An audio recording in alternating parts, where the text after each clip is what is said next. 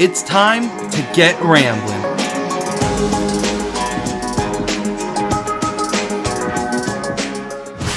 What is up, guys? Welcome back to the Ramblin' About Wrestling podcast. I'm your host, Nick Pearl, and this weekend is the end of John Cena's entire career. This is going to be a look back at my personal experience watching John Cena on TV from when I started watching wrestling in 2010 up until today. So it's a little over 15 years, which is kind of crazy to me. I have no plans for what I'm going to talk about. Whatever comes to mind, I'm just going to start, rambling. So without further ado, let's take one last look at the GOAT, the greatest of all time, John Cena. I apologize in advance if you guys hear people talking upstairs. Tim just came back from the hospital. We thought he had appendicitis, but it ended up being a bowel blockage. That's all the information I'm going to give, but it's quite funny. So they're all just talking upstairs. They're getting Jersey Mike's, and I just had Subway. Anyway, so let me paint a little bit of a picture for you. I started watching wrestling at the tail end of 2010. My first memory, if you've watched the podcast before, I've talked about this, was Santino Marella doing the Tea Party with Sheamus and Kozlov. But the next memory that nobody really discusses, nobody really asks, it is a John Cena memory. This is before I knew pay-per-views were a thing. Because I used to watch, and then I turned on Monday Night Raw, and then there'd be a new champion. I had no freaking idea they had a premium live event. Well, welcome, Jay. Would you like to sit in? Is this Rambling About Wrestling? Rambling About Wrestling, yes. So if you're not watching the video version of the podcast, you're missing out right now. Jaden just popped into my office. Yes, I actually do. All right, cool. Shut that door over there and you can sit. You want a chair? So this guy decides to want to pop in to the final episode celebrating John Cena. I mean, it's not the final episode of the season, but it's near the tail end, and he's wearing a Wolfgang Amadeus Mozart t-shirt. Well, everybody, Jaden is here. Jay, welcome to the podcast. Great to stand here. He decided to show up, and he does not want to sit down, so you should probably get a little behind the chair so it blocks your, My what? I was just telling everybody here about my first memory of John Cena in wrestling. What is yours, Jay? My first was when we were in Florida, and we went to, that house show? And I was wearing all John Cena stuff. I was all hype, and then he pointed at me. Yeah, that was a live event that we ended up going to over the summer, and we had no idea. Well, I freaking knew. I was so upset. It was supposed to be a surprise, and I ended up finding the tickets in a thing that was labeled for Florida, bring to Florida. So I opened it thinking that's something that my parents need to have, and lo and behold, put that back. Please don't make me look stupid. I ended up getting spoiled on this trip, so I brought my wrestling t-shirts and everything to wear, and I told Tim and Jay to bring them as well, and we go to the show. And John Cena pointed at Jay. It was John Cena versus Rusev. Rusev versus Dolph Ziggler. Who did John Cena fight? Was it Ambrose? Cena versus Ambrose? I don't know. Ambrose gave me a death stare. Anyway, Cena pointed, and Jay goes, "Oh my God, he pointed at me! He pointed at me!" So it was pretty funny. But we also were chanting "Cena sucks," and there was a little kid next to us who was very upset because he was. I wasn't chanting it. No, but not you. You're not the little kid. I was like, guys, you're making him sad. Yeah, I felt really bad. You're making John Cena sad. So that's his first memory of John Cena. Mine was this is right at the beginning of 2010, before you watched wrestling, Jay. We didn't know there were pay-per-views, so we would just watch Raw, and then I know we found SmackDown eventually after, and then Superstars. Superstars was a great show. People don't remember Superstars. I turned on Raw one day, and they're showing a recap of John Cena burying Wade Barrett under a bunch of steel chairs. And I said, I don't remember seeing this last week. And they said it was the night before. I said, what? That's how I found out that there were pay-per-views. I missed Cena burying Wade Barrett. So I pretty much missed the tail end of the Nexus. Like the actual Nexus. That was fun. Nexus was good. I mean... watching it years later. Watching it years later, looking back, it was fun. But Cena just ruining the whole future of the company kind of sucked. But 2010, am I right? You live and you learn. Flash forward to 2012, and it's kind of a weird point because people started really chanting Cena sucks. Cena wins the 2013 Royal Rumble, and it's a mixture of yay, no, building to The Rock and Cena 2, which nobody wanted. Right? Did you want Rock and Cena too? Yeah. You did? Yeah. Why? Because I wanted to see John Cena beat up The Rock. And guess what happened? Anyway, yes. Cena did beat The Rock. 2013 is a year that I remember. What else happened? 2015, 2016 United States Open Challenge? That was one of the best times. Was that 2016? I think so. Let's double check. I should probably have... John Cena, US. 2015, right? 2015. Oh, yeah. I remember watching... Sami Zayn. Not even Sammy. Well, Cena's done the US Open Challenge so many times, and he had Kevin Owens. He really made Kevin Owens his whole career one of my favorite matches of all time. Kevin Owens. Sammy. Well, we're not up to Sammy yet. Okay, But yes. Kevin Owens, great career. Kevin Owens was my guy. He was a bigger guy like I was. He was. Look. Built differently like me, like a normal person. So I said, you know what? Kevin Owens is my guy. I made sure he was my guy. And anyway, Cena let Owens beat him once, even though Cena won the whole series. It's still great to look back at. Elimination Chamber, baby. Fantastic. Cena also made Sami Zayn. Even though Sami got hurt before the match, Cena still had a great match with him. Yeah, that was good. And Bret Hart even announced Sami to the ring. I don't know if you remember this. I don't. Anyway, it happened. Something I remember from Cena's open challenges, he had a great match against Cesaro. And I remember watching it upstairs in the playroom. It was the playroom still, Chad. Oh, dude. It wasn't your room. And I remember the 11 o'clock hit, and the match was still going on. 11:15 hit, the match is still going on. I said, since when is Raw this long? Like, Cena and Cesaro literally went for it felt like a half hour after Raw was supposed to be over. They just went over the time limit. So that was another memory that I have of John Cena. Really making people's careers. He did bury a lot of people, though. He really did bury people. I could probably make a bigger list of who he's buried than who he's helped. Honestly, maybe. I don't know. I think he's made up for it in the last 2 years. Solo Sikoa. Do people remember that Solo beat him? Yes. I'm one of them. When did he beat him? Was it WrestleMania or something? No. It was Saudi. It was in Saudi. But I don't... Saudi... You don't remember this? I remember that. He got hit with so many spikes. What was that? Super Showdown? You probably just looked it up. That's why. Let's do it like this. Okay. Give me a list of people who have beaten John Cena that has actually benefited their careers. Go ahead. Wyatt. Yes, Bray Wyatt. Who else? The Undertaker. No. I mean, yeah. You gagged me. He came back. AJ Styles. Yes. Seth Rollins. Yes. Remember that? Which time? It's the one time where he won the U.S. title as well. What, for Cena? Mm-hmm. Oh, yeah, I forgot about that. He was WWE champ, though, and United States champ at the same time. Yeah, but build him up still. Yeah, but then he lost it. It doesn't matter. Yeah, but he still won it. All right, go ahead. But he still won it. Go ahead. So that's 4. Mm-hmm. Roman Reigns. He didn't really make his career, though. They just had the matches, but okay. I'll give it to you. Close enough. Recently, he just lost everybody's fault, so start off strong. Let me give you people that have beaten Cena. Dom is the only actual good one that you've given me. Solo's not good? No, Solo didn't... What did they do after he beat Cena? Tell me this. I don't like this at all. In the words of the John Cena heel turn on Netflix that we are on, that's something else that's crazy. We're a part of his retirement run. Technically. Not really. Jay, there is a 99% chance that Cena has sat down and watched WWE Unreal and saw us geeking out in that episode. Geeking out?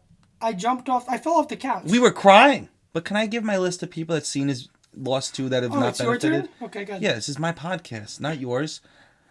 Okay, Cena has lost to Solo Sikoa, which I think was a bad call. At the time, they did nothing with it. Cena has lost to Austin Theory in a terrible WrestleMania match. Do you remember this? Yes, it was not good. It was the opener, and it was bad. Who else have they put? You know what? I got to Google it, because I don't know. Let's take a look at John Cena. 2017. John Cena and Roman Reigns defeat Carl Anderson. Wait. John Cena defeats Jason Jordan. They did this? Oh, yeah. You know on that. Raw? Mm-hmm. No, I don't remember this. Anyway, whatever. Cena defeats Rusev. Cena defeats Wyatt. All right. 24/09, 2017. Up to. Who does that say? Roman Reigns defeats John Cena. Who was on my list? Roman Reigns. Okay, just all saying. right. So look at that after there. Oh, That's a crazy three-way. AJ Styles defeats Jinder Mahal and John Cena. Shinsuke beat Cena. And then challenged, that was the number one contendership for Jinder Mahal's WWE title. Which is ridiculous. That's just ridiculous. Dude, but they're ruining Shinsuke, but this isn't about him right now. They ran Roman versus Cena for the Intercontinental title at house shows. Yep, and who won? Roman. Mm-hmm. A bunch of times, actually. Wow. Elias defeats Braun Strowman and John Cena in a triple threat. What? All right, I don't know how that's even possible. Wait a minute. Who did he pin? There's no way he pinned Cena. What? Trying to do the same to Elias, and Elias sent Strowman outside the ring. Covered by Elias. Looking to take advantage. Here he goes. What? Elias wins. Here's your winner. Strowman with the power slam. So it puts Strowman over with an incredible finishing maneuver. The power slam. Because Cena's down for about 15 seconds until Elias gets the pin on John Cena. I like when he gets pinned. The ring bells. And he just rolls right out. And he immediately starts rolling with the energy. Like, gonna use that. But I don't remember that ever happening. So did that even like... I remember the good days where Cena always kicked out at That makes no sense. All right, well, let's keep going. So Elias has beaten Cena in the last... I remember that. Cena versus Seth Rollins for the title that we were just talking about, the double title. He kept kicking out at 2, and we weren't even worried when he was getting pinned. Remember, we were like, all right, Super Cena kicks out at 2 again. Braun Strowman ran the gauntlet against Elias, Balor, Cena, Roman, Seth, and Miz. It was oh my god! It was an hour 40-minute gauntlet match, and Strowman beat everybody. Huh? How did you do that so fast? It says 106.55. 60 plus 40 is 106. Yeah. Come on, okay. Jay. All right. Dog. Yeah.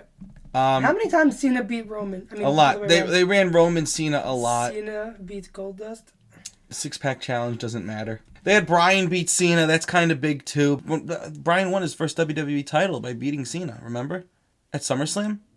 But everybody they put here, The Fiend defeats John Cena at WrestleMania. He's worked with a couple of people that they really thought would be the future. Cena's worked with Dom a lot.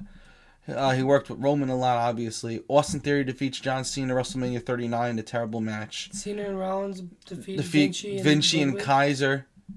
Styles and Cena. Defeats Montez Ford. They did a random Cena Montez Ford match just because. I'm sure that was good. Cena Dominic just because. Well, they've done Dominic a bunch.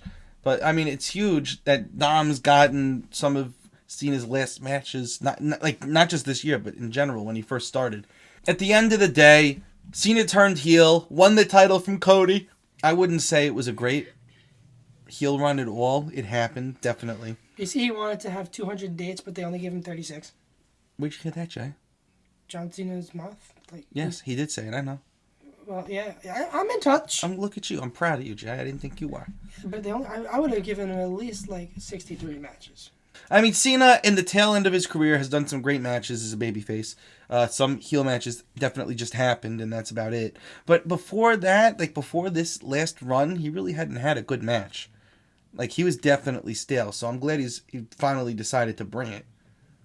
I mean, the people that have beaten him this last time, Dirty Dom, Brock Lesnar, Cody Rhodes, and R-Truth.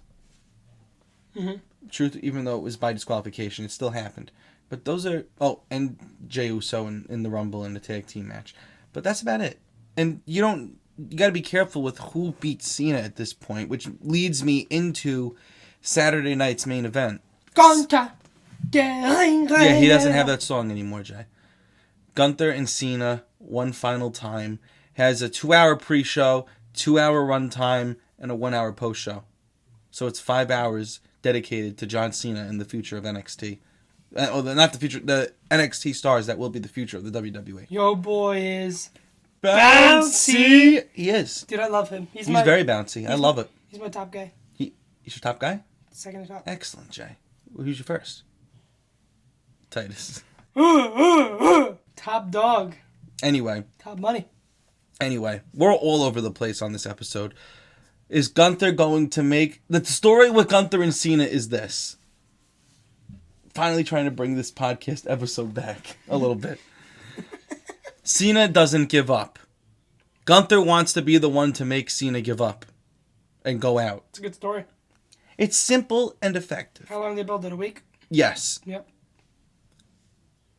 Gunther did make LA Knight tap out to the cravat. A excellent maneuver, by the way. A nice submission. So they already put that over immediately by having him win the whole tournament with that. The cravat, yes. Will Gunther make Cena tap? Yes or no? No, I think he might.